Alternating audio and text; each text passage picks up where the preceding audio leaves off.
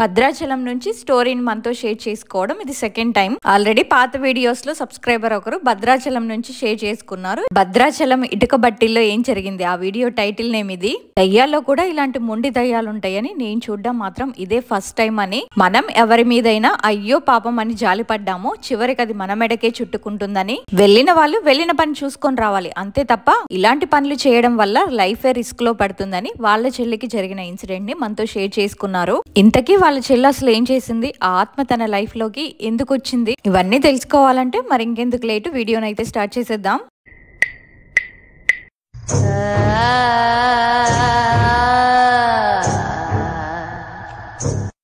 మాది భద్రాచలం దగ్గర కొత్తగూడెం. మేము ఇద్దరం సిస్టర్స్, మాకు బ్రదర్స్ ఎవ్వరూ లేరు. మా నాన్నగారు మా చిన్నప్పుడే చనిపోయారు. ఈ ఇన్సిడెంట్ అనేది 2016 సంవత్సరంలో ఫిబ్రవరిలో స్టార్ట్ అయ్యింది. నా పేరు శ్రీలత, మా చెల్లి పేరు నిఖిల. ఈ ఇన్సిడెంట్ జరిగింది మా సిస్టర్ కే. అయితే ఒక రోజు మా పెద్దనాన్నగారు చనిపోయారనేసి ఫోన్ వస్తే మేము బయలుదేరి వెళ్తున్నాము. మా పెద్దనాన్న వాళ్ళు మనుగూరులో ఉంటారు. ఆయన సడన్ గా చనిపోయారనేసి కాల్ వచ్చేసరికి మా ఫ్యామిలీ మెంబర్స్ అందరం కలిసి వెళ్ళాము. మా మామయ్య వాళ్ళు, మేమందరం రిలేటివ్స్ అందరం కూడా కలిసి వెళ్ళాము. మేము ట్రైన్ కి స్టార్ట్ అయ్యాము. అలా వెళ్తున్నప్పుడు మా సిస్టర్ కి ట్రైన్ లోనే పీరియడ్స్ వచ్చాయి. ఓకేలే అనుకొని ఇంకా అక్కడికి చావు దగ్గరికి వెళ్ళాము. ఆ నెక్స్ట్ డేనే దహన సంస్కారాలన్నమాట మా పెదనాన్న గారివి. అయితే మేమందరం కూడా మా పెదనాన్న వాళ్ళ ఇంటి నుండి శ్మశానం వరకు వెళ్ళాము. అయితే మా అమ్మ మా చెల్లికి చెప్పారంట, రాబాకు, నువ్వు లోనకి రాకు, నువ్విలా ఉన్నావు కదా, బయటే రోడ్డు మీద ఉండు అని చెప్పేసి మేమైతే లోపలికి వెళ్ళిపోయాము. సరే అని చెప్పి తను బయటే రోడ్డు మీద ఆగేసింది. ఆమె ఉండకుండా అక్కడ నార్మల్ గా వేరే వాళ్ళవి ఉంటాయి కదా సమాధులు, అవి ఆ రోడ్డు మీదే బయట నిలబడి ఆ సమాధుల వైపే చూస్తూ ఉందంట. అలా తను చూస్తూ ఉన్నప్పుడు అందులో ఒక సమాధి కనిపించింది తనకి. ఆ సమాధి మీద పేరు, ఎప్పుడు చనిపోయారో, ఎప్పుడు పుట్టారో అవన్నీ డీటెయిల్స్ అవన్నీ ఉంటాయి కదా. అయితే ఆ సమాధి వచ్చేసి ఒక అమ్మాయిది. ఆ డీటెయిల్స్ తో పాటు సమాధి మీద అమ్మాయి ఫోటో కూడా వేశారంట. మంచిగా తను హాఫ్ శారీతో దిగిన ఫోటో అవన్నీ అక్కడ పెట్టేసి ఉన్నాయంట. అయితే మా చెల్లి ఏం చేసిందంటే, ఉన్న కాడ ఉండక తన ఫోటోనే చూస్తూ చూస్తూ, అయ్యో ఇంత మంచిగా ఉన్నావు, ఎలా చనిపోయావో ఏమో, నువ్వు ఇంత మంచిగా ఉన్నావు అనేసి అనుకుందంట. అక్కడితో అయిపోయింది. ఇంటికి వచ్చేసాము. వచ్చేసిన తర్వాత నార్మల్ గా మళ్ళీ 3rd డే 5th డే ఇలా ఉంటాయి కదా కాకులకి పెట్టేవి, మళ్ళీ ఫుడ్ అదంతా తీసుకొని ఆ కాకులకి పెట్టడానికి శ్మశానం దగ్గరికి వెళ్ళాము. అలా వెళ్ళినప్పుడల్లా మా చెల్లి ఆ అమ్మాయి సమాధినే చూడడం, అయ్యో ఎంత బాగున్నావు నువ్వు, అప్పుడే చనిపోయావా, అసలు నీకేమైందో ఏంటో, ఇంత చక్కగా ఉన్నావు, ఇంత అందంగా ఉన్నావు అని అనుకుంది. సరే అనుకున్నది అనుకోక బాగా అమ్మాయి మీద జాలి పడింది. సరే అక్కడితో అన్నా ఆగిందా, వెళ్ళి ఆ అమ్మాయి సమాధి మీద కూర్చుంది. ఎప్పుడైతే మా చెల్లి వెళ్ళి ఆ సమాధి మీద అలా కూర్చునేసరికి ఇంకా ఆత్మకు కూడా కొంచెం తన మీద సాఫ్ట్ కార్నర్ అనిపించింది అనుకుంటా. ఆ రోజు అలా అయిపోయింది. అక్కడి నుంచి మళ్ళీ మేము ఇంటికి వచ్చేసాము. ఇలా 11 రోజుల వరకు కూడా అవి ఇవి అని అన్ని కార్యక్రమాలు అయిపోయే వరకు కూడా మేము వస్తూ పోతూ ఆ సమాధి దగ్గరకు అట్లే తిరుగుతూ ఉన్నాము. మా పెదనాన్న గారివి అన్ని కార్యక్రమాలు అయిపోయిన తర్వాత అక్కడి నుంచి మేమైతే మా ఊరికి వచ్చేసాము. ఇక్కడికి వచ్చిన ఒక 2 నెలల వరకు మా చెల్లైతే బాగానే ఉంది. ఆ తర్వాత ఇంకా స్టార్ట్ అయ్యింది తనకి. మనకి నార్మల్ గా ఏమైనా ఫుడ్ పడకపోయినా, లేకపోతే ఏమైనా పైత్యం ఉన్నా ఒంటి నిండా దద్దుర్లు వస్తూ ఉంటాయి కదా, చిన్న చిన్నవి ఎలర్జీ లాగా అలా రావడం స్టార్ట్ అయ్యింది. మేమేమనుకున్నామంటే నార్మల్ గా ఏదో ఫుడ్ పడకొస్తుందో, లేకపోతే ఏమైనా పైత్యం ఎక్కువ అవ్వడం వల్ల అట్లా అనుకొని హోమ్ రెమెడీస్ అంటే అల్లం రసం తాగించడం, అవి ఇవి మెడిసిన్ తెప్పించి ఇవ్వడము అలా చేసాము. వేసినప్పుడల్లా తగ్గుతున్నాయి, మళ్ళీ వస్తున్నాయి. అట్లా చాలా హాస్పిటల్స్ తిరిగాము. ఆ హాస్పిటల్స్ చుట్టూ తిరిగి తిరిగి ఈజీగా అట్లానే ఒక 1.5 year అయితే అయిపోయింది.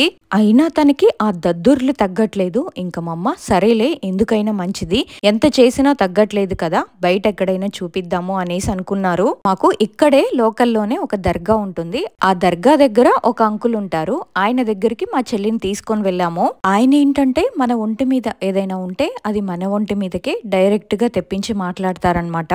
అయితే మా చెల్లిని ఆయన దగ్గరకు తీసుకువెళ్లి ఆయన ముందు కూర్చోబెట్టగానే తన ఒంటి మీదకి ఆత్మ వచ్చేసింది. మేం దాన్ని అలా చూసేసరికి ఒక్కసారిగా షాక్ అయ్యాము. ఎందుకంటే మాకు ఎన్ని రోజులు ఇది గాలి అనే సంగతి తెలియదు కదా, ఎన్ని రోజులు కూడా మెడిసిన్ వాడుతూ ఉన్నాము. ఇంకా అంకుల్ అడిగారనమాట, అసలు ఎవ్వరు నువ్వు, ఎక్కడ, ఏంటి, ఈ అమ్మాయిని ఎందుకు పట్టుకున్నావు, ఎక్కడి నుంచి వచ్చావు, తనేమైనా మీ చుట్టాలా అని అడిగితే అసలు ఫస్ట్ తను ఏం చెప్పట్లేదు. ఇంకా చెప్పకపోయేసరికి ఆయన దగ్గరున్న కత్తితోని దాంతోని మా చెల్లి తలపైన గుచ్చడం, తన నెక్ దగ్గర గుచ్చడము, అంటే జస్ట్ కొంచెం లైట్ గా ఆ ఆత్మకి కొంచెం పెయిన్ రావడానికి ఆయన అలా చేస్తున్నాడు. ఆ తర్వాత మళ్ళీ ఆ అంకుల్, చెప్పు ఎవరు నువ్వు, ఎక్కడి నుంచి వచ్చావు, ఈ అమ్మాయి నీ ఫ్రెండా, ఏమైద్ది ఏంటి అనేసి అన్ని అడిగారు. అప్పుడు తను అన్నీ చెప్పింది. నా పేరు దుర్గా, వాళ్ళోళ్ళు వాళ్ళ పెద్దనాన్న వాళ్ళు చనిపోతే ఈ అమ్మాయి అక్కడికి వచ్చింది. తనప్పుడు పీరియడ్స్ లో ఉంది. వచ్చినప్పుడల్లా నా సమాధినే చూడ్డం, నేను బాగున్నానంట,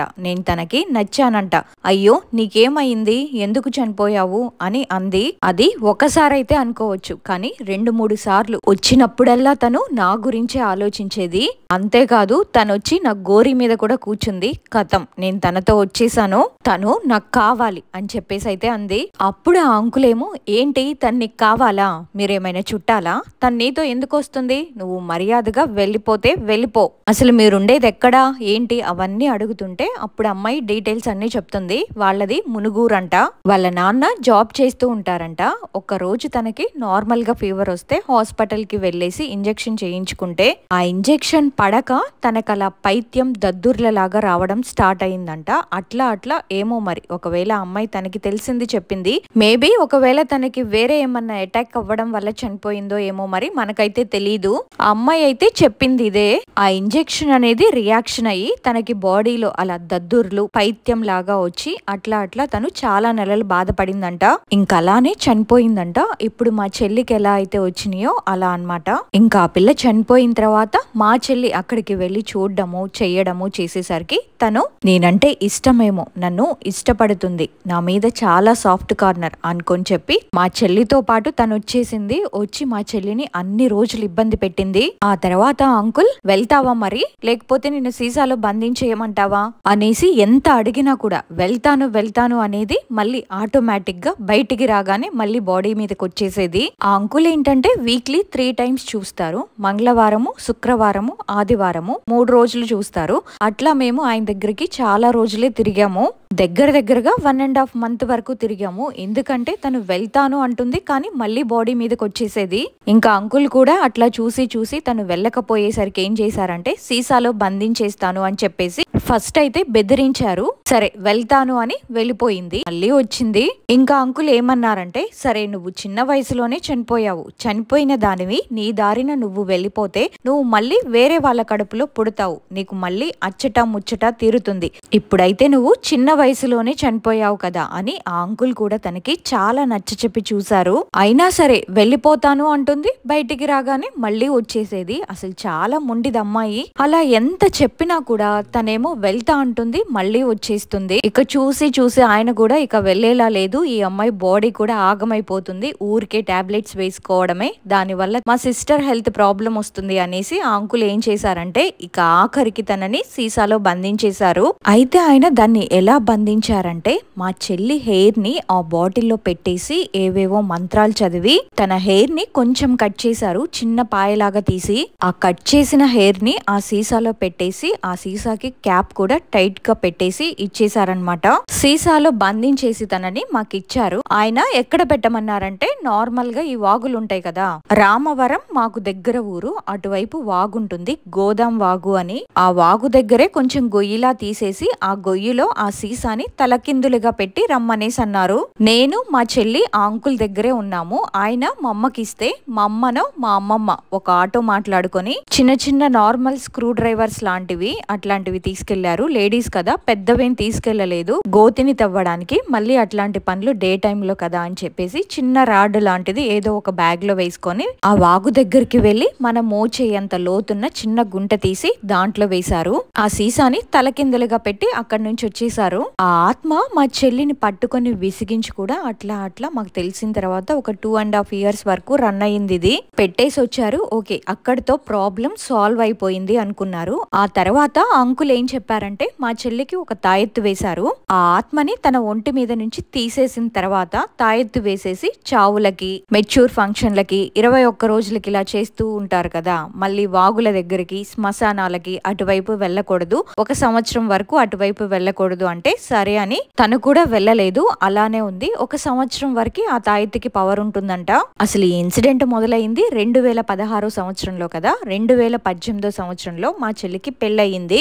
మ్యాచ్ చూసాము, మ్యారేజ్ కూడా చేసేసాము. అబ్బాయి వాళ్ళది వరంగల్. అయితే మ్యారేజ్ అయిపోయిన తర్వాత దసరా పండుగ అని చెప్పి మళ్ళీ తను మా ఊరు వచ్చింది. లాస్ట్ బతుకమ్మ అప్పుడు మనం వాటర్ లో వేస్తాం కదా బతుకమ్మని. ఇంకా బతుకమ్మని తీసుకొని ఆ వాగు దగ్గరికి వెళ్ళాము. సేమ్ అదే వాగు దగ్గరికి. అప్పటికి తనకి తీసేసి కూడా 1 సంవత్సరం అయిపోయింది. అయితే మా అమ్మ అప్పటికి చెప్తూనే ఉంది తనకి, నువ్వు ఆ వాగు లోపలికి వెళ్ళకు, బయటే కొంచెం దూరంగా ఉండు, అక్కెళ్ళేసి వేసేసి వస్తుందిలే అని చెప్తే ఓకే అని తను కూడా దూరంగానే ఉంది. అయిపోయింది. నేను వెళ్ళేసి వేసేసి వచ్చేసాను.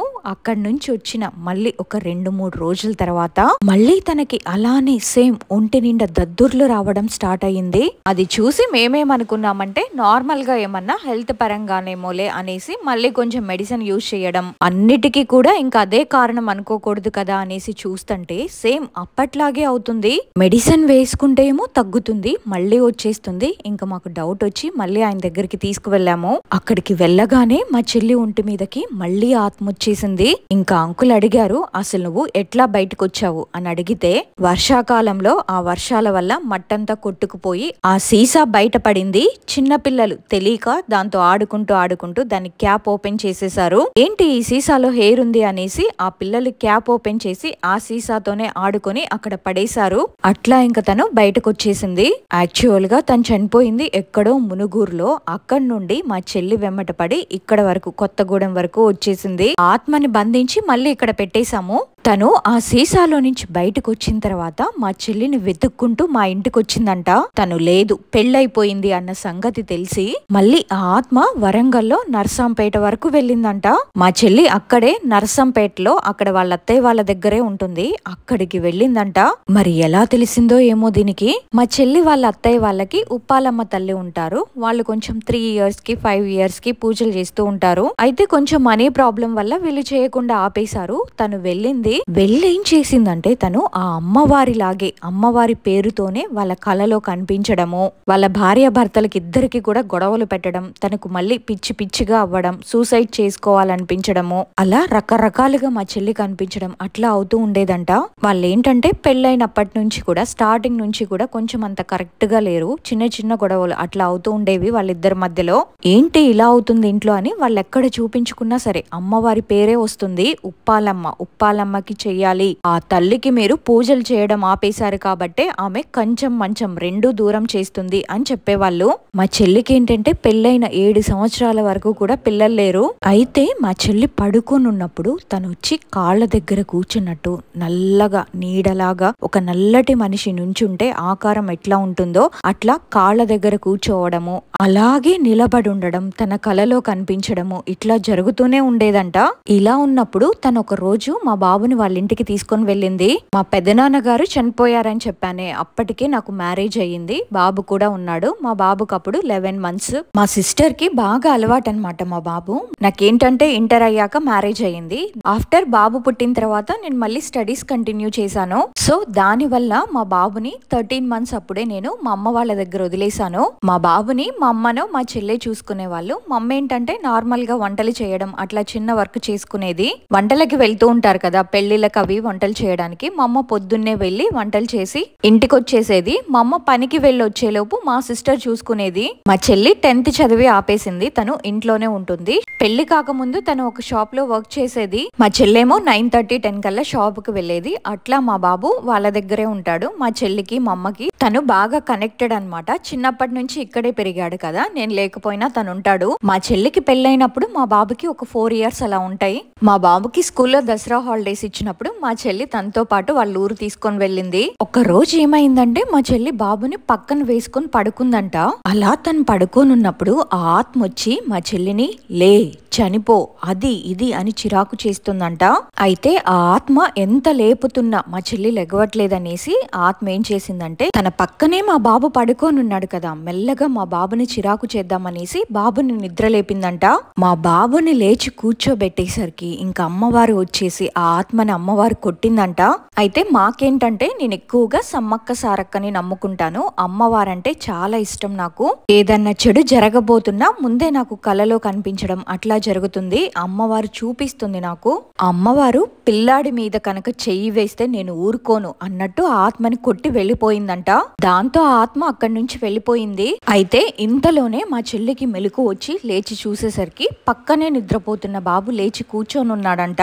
ఏంటి నాన్న ఏమైంది అంటే, కత్తి తల్లి వచ్చింది, వచ్చి లేపి నన్ను ఏం కాదు పడుకోమని చెప్పింది అని అన్నాడు. మా ఇంట్లో సమ్మక్క సారక్క అమ్మవార్లు ఫోటోలు ఉంటాయి కదా, ఆ ఫోటోల్లో అమ్మవారు కత్తులు పట్టుకొని ఉంటారు కదా. సో వాటిని చూసినప్పుడల్లా మా బాబు కత్తి తల్లి అంటూ ఉంటాడు. సర్లే, అప్పుడప్పుడు కలలో నార్మల్ గా కనిపిస్తూ ఉంటారు కదా, అట్లా ఏమన్నా కల వచ్చిందేమో అనేసి మేము అనుకున్నాము. సర్లే నాన్న, కత్తి తల్లే కదా వచ్చింది, ఏం కాదులే పడుకో అనేసి చెప్పి బాబుని పడుకోబెట్టేసింది. అంటే అప్పటికింకా మాకు తెలియదన్నమాట ఆ ఆత్మ సెకండ్ టైం మా చెల్లి కోసం వెతుక్కుంటూ వచ్చిందని. అప్పటికి తనకి ఒంటి మీద ఈ దద్దుర్లు అవి కూడా స్టార్ట్ అవ్వలేదు. స్టార్ట్ అవ్వక ముందే తనని చంపి తను సూసైడ్ చేసుకునేలా చేసి తనని తనతో పాటు తీసుకెళ్దామనేసి ప్లాన్ చేసింది.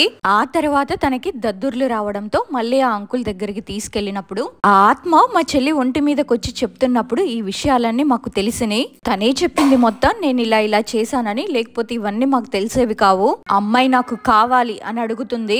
అప్పుడు ఆ అంకుల్ అన్నారు, ఇంతకు ముందు సరే వచ్చావు, అమ్మాయి ఒంటరిగా ఉంది, నువ్వేదో అనుకున్నావు, నీ మీద సాఫ్ట్ కార్నర్ ఉంది, నీకు కావాలనుకున్నావు, నువ్వు వెళ్ళిపోయావు. ఆ అమ్మాయికి ఇప్పుడు పెళ్ళయింది, తనకిప్పుడు ఒక ఫ్యామిలీ ఉంది, నువ్వు పోయి మళ్ళీ వచ్చి అమ్మాయి నాకు కావాలి అని మాట్లాడడం ఏంటి, అసలు నీకు మైండ్ పనిచేస్తుందా అనేసి బాగా తిట్టేశారు. అసలు నువ్వు ఒక అమ్మా నాన్నకి పుట్టిన దానివేనా, నువ్వు ఎక్కడెక్కడో వాడితో వీడితో తిరిగి నువ్వు ఏవేవో రోగాలు తెచ్చుకొని ఆ రోగం తెచ్చి ఈ అమ్మాయి కంటించి అమ్మాయి కావాలి అని అమ్మాయిని తీసుకుపోతా అనడానికి నీకు సిగ్గనిపించట్లేదు? అప్పుడే నేను నీకు మంచిగా చెప్పాను కదా, ఒకసారి అయ్యింది వినలేదు, సీసాలో పెట్టేశాను, కానీ నువ్వు మళ్ళీ రెండోసారి వచ్చావు. మరి వచ్చిన దానివి మీ అమ్మా నాన్నల దగ్గరికి వెళ్ళి వాళ్ళని చూసుకొని నువ్వు మళ్ళీ ఎవరి కడుపులోనో పుడతావు కదా, అట్నే బయటికి వెళ్ళిపోతే నీ దారిన నువ్వు వెళ్ళిపోతే మళ్ళీ వేరే వాళ్ళ కడుపులో పుట్టే ఛాన్స్ ఉంటుంది కదా, నువ్వెందుకు అమ్మాయిని అంత ఇబ్బంది పెడుతున్నావు అని అడిగితే, అదేమో నాకు వాళ్ళ ఆయన బాగా నచ్చాడు, అంటే మా చెల్లి వాళ్ళ హస్బెండ్ అన్నమాట,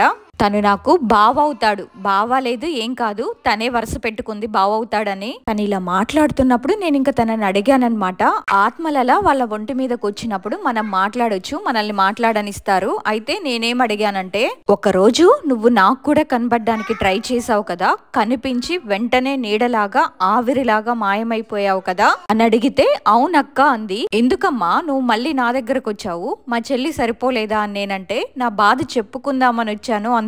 ఇప్పటికే నువ్వు మా చెల్లిని పట్టుకొని పీడిస్తున్నావు, అది సరిపోవట్లేదా, ఇంకేం బాధ ఉంది నీకు అనేసి అడిగాను. అసలు తను నాకెలా కనిపించిందంటే, ఒక రోజు నేను పడుకుంటే ఎవరో ఒక అమ్మాయి మా ఇంటి ముందుకు వచ్చినట్టు తను ఎలా కనిపించిందంటే, ఒంటి నిండా బొబ్బలతో ఒక అడుక్కునే ఆమెలాగా అట్లా వచ్చి ఆ ఆకారం కనిపించింది. వెంటనే మళ్ళీ మాయమైపోయింది.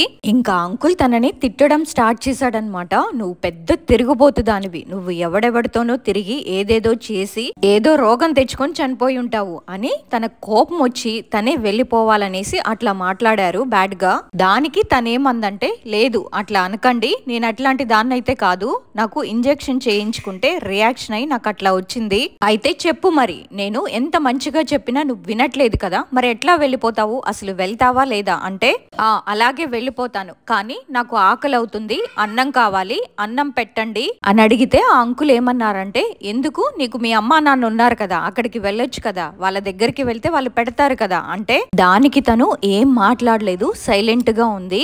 అప్పుడు అంకుల్, మరి నువ్వు ఎట్లాంటి దానివో, నువ్వు వాళ్ళని ఎంత చికాకులు చేసావో, వాళ్ళని ఎంత టార్చర్ చేసావో, అందుకే వాళ్ళు సచ్చిందనేసి నిన్ను కూడా వదిలిపెట్టేశారు. నువ్వేమో ఈ అమ్మాయి అబ్బా బాగున్నావు నువ్వు అనగానే ఈ అమ్మాయి వెంటబడి వచ్చావు, అసలు నీకు వీళ్ళు ఎందుకు పెడతారు ఏంటి అంటే, ఇంకా తను చెప్తుంది, నేను బ్రతికున్నప్పుడు నాకు కోపం బాగా ఎక్కువ, మా అమ్మ మా నాన్న వాళ్ళు ఏమన్నా కోపం వచ్చినా నేను అసలు అన్నం తినేదాన్నే కాదు, అన్నం ప్లేట్ ని విసిరేసేదాన్ని, నేనొక మగాడిలా చేసేదాన్ని ఇంట్లో, అలా అనేసి నేను చనిపోయిన తర్వాత మా వాళ్ళు నన్ను పట్టించుకోవడమే బంద్ చేశారు, వదిలేశారు నన్ను అనేసి చెప్పింది. సరే నీకు ఫుడ్ పెట్టట్లేదు చెయ్యట్లేదు అంటున్నావు కదా, మీ ఇల్లు ఎక్కడా, మీ ఇంటి అడ్రస్ ఎక్కడా, మీదెక్కడో చెప్పు, మేము వెళ్ళి మరి మీ వాళ్ళతో మాట్లాడతాము, మాట్లాడేసి మరి మీ అమ్మాయి ఇలా తిరుగుతుందమ్మా, మరి మీ అమ్మాయిని చూపించుకోండి, మరి తనకేమైనా కోరికలు ఉన్నాయేమో తీర్చుకోండి అనేసి అన్ని విధాలా చెప్తాము, చెప్పు మీ ఇల్లెక్కడ అనేసి తనని ఎంత అడుగుతున్నా సరే తను మాత్రం వాళ్ళ డీటెయిల్స్ అయితే అస్సలు చెప్పట్లేదు. ఎంతగానో అడగంగా అప్పుడు చెప్పింది వాళ్ళ అమ్మగారి పేరు పద్మ అంట, వాళ్ళ నాన్నగారి పేరు శేషు అంట.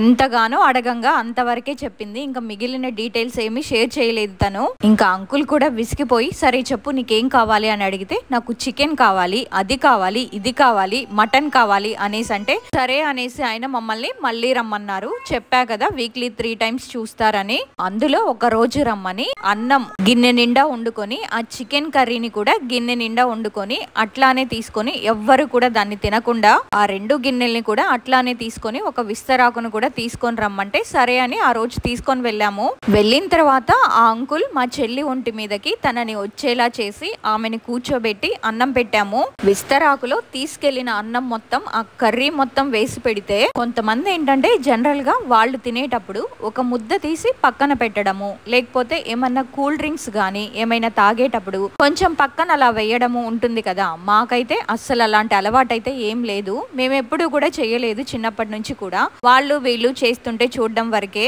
అయితే అన్నం పెట్టిన తర్వాత తను ఏం చేసిందంటే ఫస్ట్ ఒక 2 అన్నం ముద్దల్ని తీసి పక్కన పెట్టి 2 చికెన్ పీసెస్ ని తీసి వాటి మీద పెట్టింది. ఏంటి ఇలా ఎందుకు పెడుతున్నావు, ఇలా ఎందుకు చేస్తున్నావు అని అడిగితే ఇవి మా ఫ్రెండ్స్ కి అని చెప్పేసి అంది. ఏంటి నీకు ఫ్రెండ్స్ కూడా ఉన్నారంటే ఆ ఉన్నారు, ఇంకిద్దరు ఉన్నారు, నా ఫ్రెండ్స్ కూడా ఆకలేస్తుంది కదా అందుకే నేను వాళ్ళ కోసం పెడుతున్నాను అనేసి చెప్పింది. అలా చెప్తూ తను ఆ అంకుల్ ని చూసి ఒకలాగా నవ్వుతుంది. ఇదేదో పోయేలాగైతే లేదు అని అంకుల్ ఏమన్నారంటే ఏదో కావాలనే పిచ్చి పిచ్చి వేషాలు వేస్తుంది అనేసి అన్నారు. సరే ఆమె ఎట్లా పోదో నేను చూస్తాను కదా అనేసి అంకుల్ సరే తిను, నువ్వు వచ్చిన దానివి మంచిగా తిని ప్రశాంతంగా హ్యాపీగా తిని వెళ్ళిపో, ఎందుకంటే నువ్వు అడిగినట్లే తెచ్చి పెట్టారు కదా వాళ్ళు, వాళ్ళకున్న దాంట్లో వాళ్ళు పెట్టారు, తినేసి వెళ్ళిపో, ఈ అమ్మాయి దగ్గరికి ఇంకోసారి రావద్దు అనేసి అయితే అన్నారు. ఈ ఆత్మ మళ్ళీ రెండోసారి మా చెల్లి మీదకి రావడం ఇదే వచ్చిందని మళ్ళీ మేము తెలుసుకొని ఆయన దగ్గరికి వెళ్ళి చూపించి చేయడానికి ఈజీగా ఒక 6 to 8 months టైం పట్టింది. ఈ టైంలో ఆత్మ అన్ని నెలలు కూడా మా చెల్లి ఒంటి మీదే ఉంది. సరే అయితే నువ్వు వెళ్ళిపోవాలి అంటే సరే వెళ్ళిపోతాను అని తినుకుంటూ అంటుంది. నేనైతే వెళ్ళిపోతాను, నాకైతే సంబంధం లేదు, ఈమెకేమైనా అయితే నాకు సంబంధం లేదు అంటే అదేంది ఏం మాట్లాడుతున్నావు, సంబంధం లేకపోవడం ఏంటి అనేసి అడిగితే ఆమెకి ఆల్రెడీ బ్లడ్ లో ఇవి కురుపులు పైత్యం లాగా దద్దుర్లు ఇవన్నీ రావడం వల్ల మా సిస్టర్ కి బ్లడ్ లో పురుగులు స్టార్ట్ అయినాయి అంట.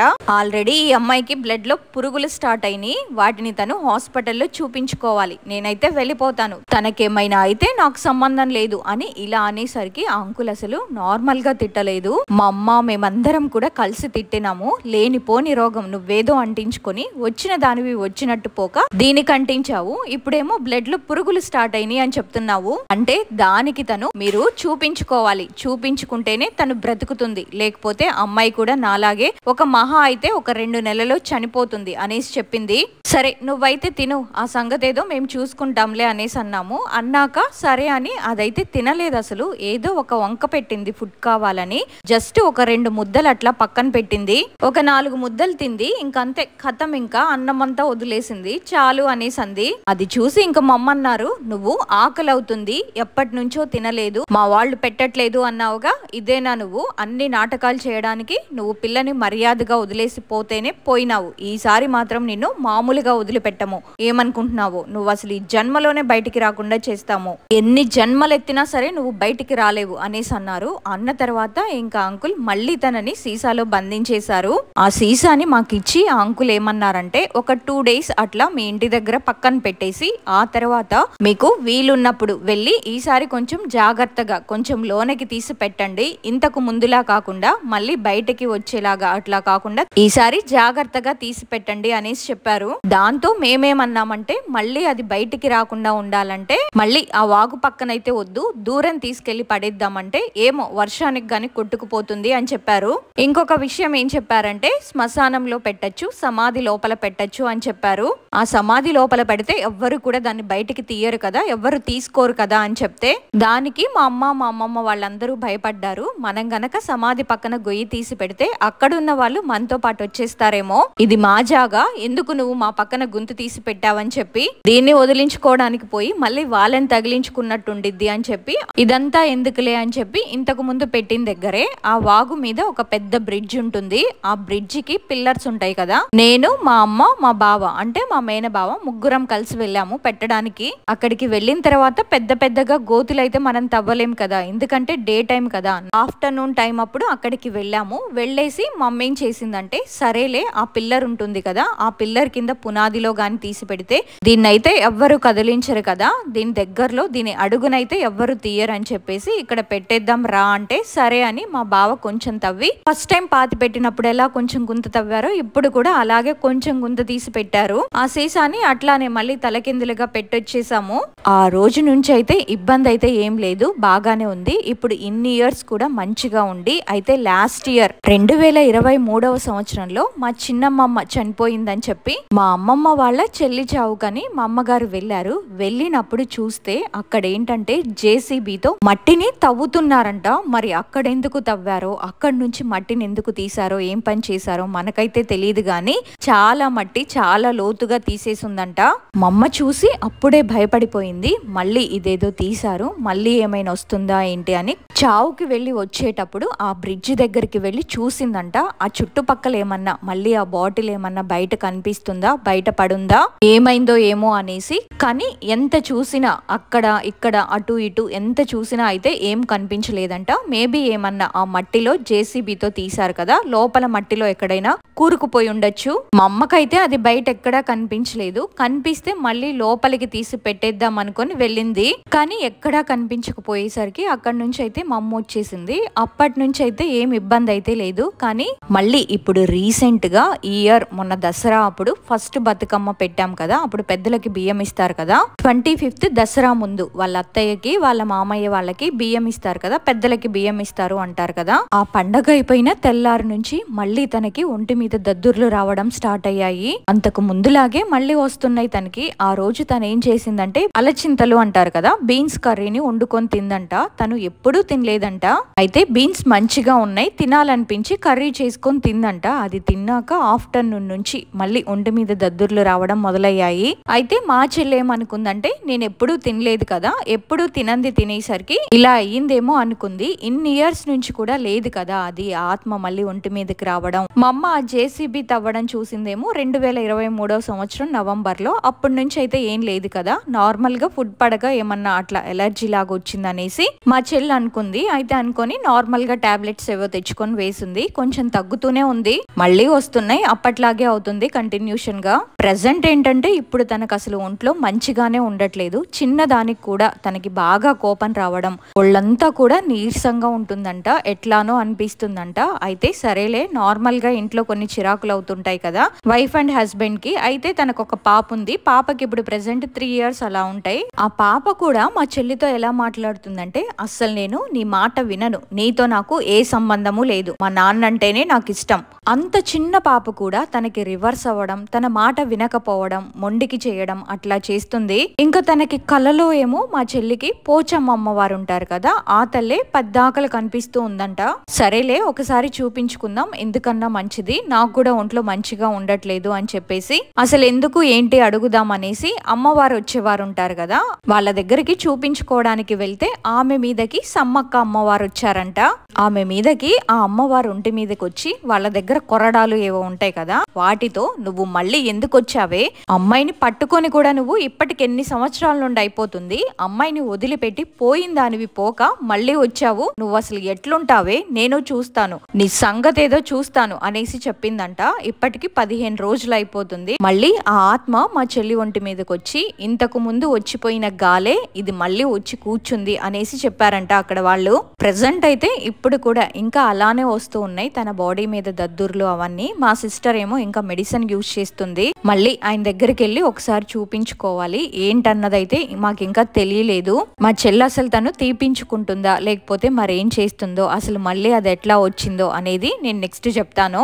ఆ ఆత్మ అయితే అసలు పోయినట్టే పోయి మళ్ళీ మళ్ళీ మా చెల్లి ఒంటి మీదకి వచ్చి ఎన్ని రకాలుగా ఇబ్బంది పెడుతుంది. తిరగని హాస్పిటల్ లేదు, వేసుకొని మెడిసిన్ అంటూ లేదు. నాకైతే అసలు ఇలాంటి వాళ్ళు కూడా ఉంటారా అన్నట్టుగా అనిపించింది. తనకేదో ఇన్ఫెక్షన్ అయ్యింది కాబట్టి సరిపోయింది. అదే తనకి ఏదైనా పెద్ద జబ్బు అయి ఉంటే మా చెల్లి అసలు మాకు దక్కేదా?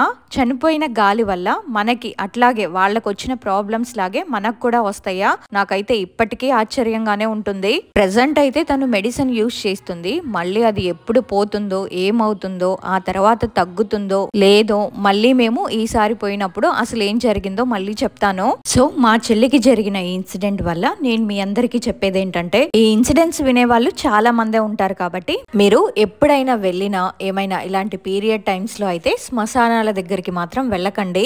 మేబీ వీలైనంత వరకు కూడా వెళ్లకుండా ఉండడానికే ట్రై చేయండి. మేబీ ఇంకా తప్పదు వెళ్ళాలనుకునే టైంలో ఏదైనా సరే చూసింది చూసినంత వరకే వదిలేసి రావాలి. అంతే తప్ప నువ్వు బాగున్నావు, అసలు నీకేమైందో అనేసి అది ఇది అని చెప్పేసి వాళ్ళ మీద సాఫ్ట్ కార్నర్ కనుక మనం చూపించామో వాళ్ళు వెంటబడి మనతో పాటు వచ్చేసి ఈ రకంగా మనల్ని టార్చర్ పెడతాయన్నమాట. ఇన్సిడెంట్ 2016 సంవత్సరంలో స్టార్ట్ అయింది కదా, ఇప్పటికి దాదాపు ఒక 10 సంవత్సరాలు అవుతుంది. తను మా చెల్లి ఒంటి మీదకి వస్తుంది, తీసేస్తున్నాం, వెళ్ళిపోతుంది. మళ్ళీ అది బయటకు వచ్చినప్పుడు మా చెల్లిని వెతుక్కుంటూ వచ్చేస్తుంది. మళ్ళీ ప్రెసెంట్ అయితే ఇప్పుడు తన లైఫ్ సఫర్ అవుతుంది. మరి ఇంకా నెక్స్ట్ ఏమవుతుందో చూడాలి. ఇదే మా చెల్లికి జరిగిన ఇన్సిడెంట్, ఇప్పటికీ జరుగుతున్న ఇన్సిడెంట్. ఎవరైనా నచ్చితే ఆ ఆత్మలు అడ్రస్ వెతుక్కుంటూ మరి వాళ్ళ దగ్గరకు వస్తాయని ఈ ఇన్సిడెంట్ విన్న తర్వాత తెలిసింది.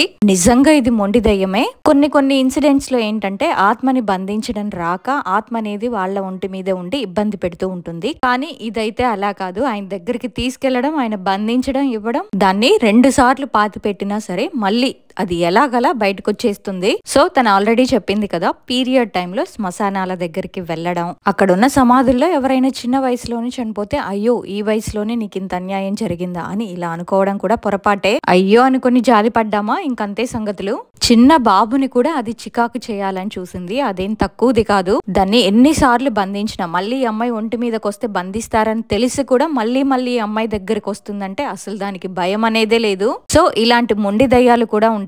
అవి ఒకసారి గనక పట్టుకుంటే అంత త్వరగా అంత సులభంగా కూడా అవి మనల్ని వదిలిపెట్టి వెళ్ళవు, వెళ్ళడానికి కూడా ఇష్టపడవన్నమాట. కాబట్టి మనమే జాగ్రత్తగా ఉండాలి. సో విన్నారు కదా, ఇన్సిడెంట్ విన్న తర్వాత మీకేమనిపించిందో తప్పకుండా ఒక కమెంట్ చేయండి. మీ లైఫ్ లో కూడా ఇలాంటి ఇన్సిడెంట్స్ జరుగుంటే అవి మాతో షేర్ చేసుకోవాలని మీకు అనిపిస్తే నాకు ఇన్స్టాలో మెసేజ్ కానీ లేకపోతే మెయిల్ పంపించండి. ఈ వీడియో కనుక మీకు నచ్చినట్టయితే ఒక లైక్ చేయడం మాత్రం మర్చిపోవద్దు.